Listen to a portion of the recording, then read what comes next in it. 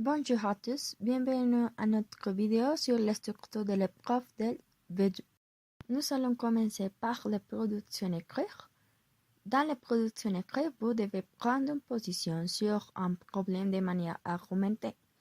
Comme il est un exercice d'argumentation, vous devez écrire pour défendre vos idées et convaincre.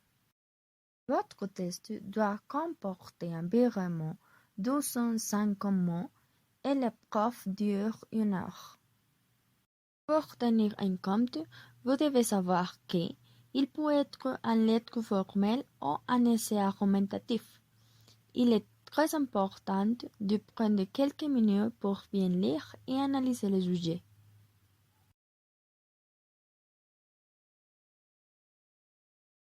Nous allons présenter quelques stratégies pour la production écrite.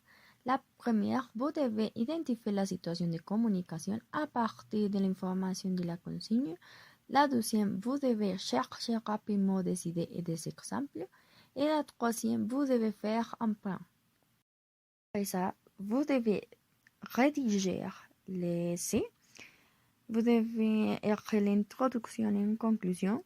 Vous devez développer des arguments et utiliser des connecteurs. Finalement, vous devez réviser les tests. Maintenant, nous allons parler de la production de l'oral. Cette épreuve dure 50 minutes au total, 30 minutes de préparation et 20 minutes de passation pendant laquelle vous commencerez par parler tout seul avant d'avoir un débat avec l'examinateur ou l'examinatrice. Vous allez tirer au sort deux sujets et vous pourrez choisir celui qui vous inspire le plus. Après que vous choisissez, vous devez suivre 3 parties.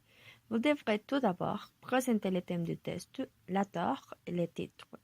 Pour la deuxième partie, vous devez dégager une problématique, c'est-à-dire une question.